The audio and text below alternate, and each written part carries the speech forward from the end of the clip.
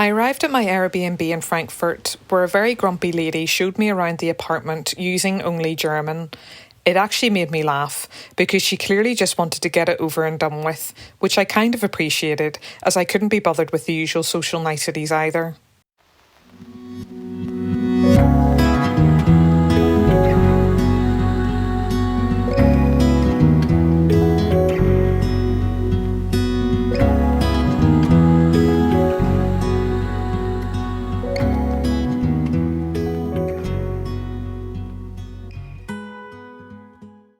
I had a quick coffee before I headed out to the supermarket. I was looking forward to plain dinners again. There didn't seem to be anything particularly exciting in the immediate area of where I was. In fact, it wasn't particularly nice at all, so I opted to stay in rather than explore.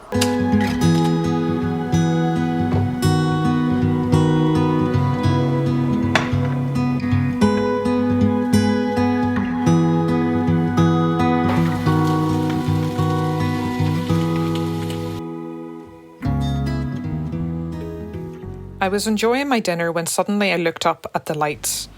One of them definitely looked like a hidden camera.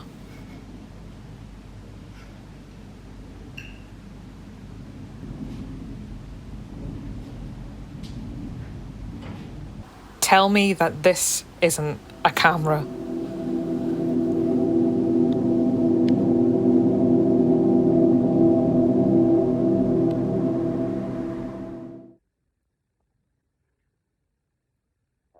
Given that I only had one full day in Frankfurt and that I hadn't seen anything particularly nice so far, I made a great effort to find something worth photographing. So I headed to Römerberg, which is a historical market square with beautiful timber buildings. I walked over the river to the Städel Art Museum. The upstairs displays older works of art, my favourite of which were the realistic paintings of fruit.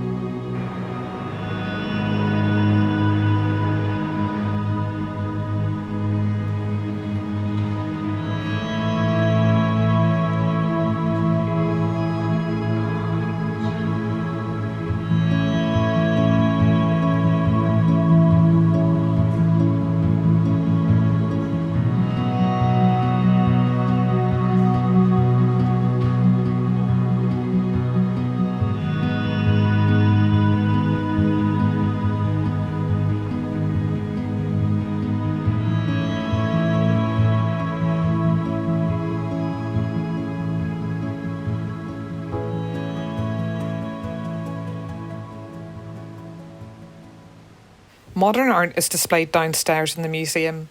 I think the bubble lights in the ceiling perfectly suit the art shown here. One work consisted of photographs of the less desirable parts of clothing, including wrinkles and worn-out material. I appreciated this at the time, as one of the travel stresses that I was experiencing was getting the creases out of clothes that had been shoved into my backpack constantly.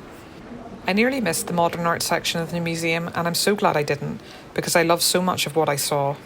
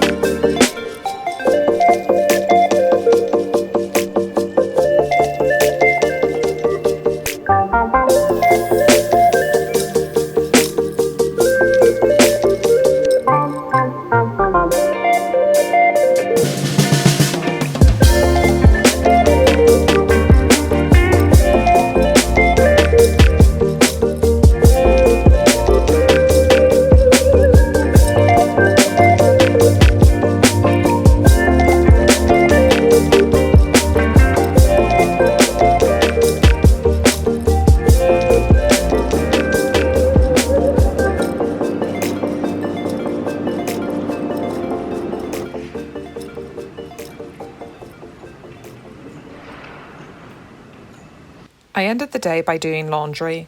Having the space to do this in an Airbnb was a must for me. There was also something comforting about completing a mundane task such as this, and a feeling of relief knowing that I didn't have to worry about clean clothes for the rest of my trip. And that's my postcard from Frankfurt. It was a short stay in Frankfurt, but having my own apartment was a welcome break, although, similarly to Vienna, it was a reminder that I'm not so keen on flat blocks, or light bulbs that look like cameras for that matter. Frankfurt itself didn't stand out as a particularly spectacular place to visit, but then there's a good chance I missed out by only having one full day here. Overall, Frankfurt just felt like a quick pit stop between places, and I was excited to move on to the penultimate location of my journey.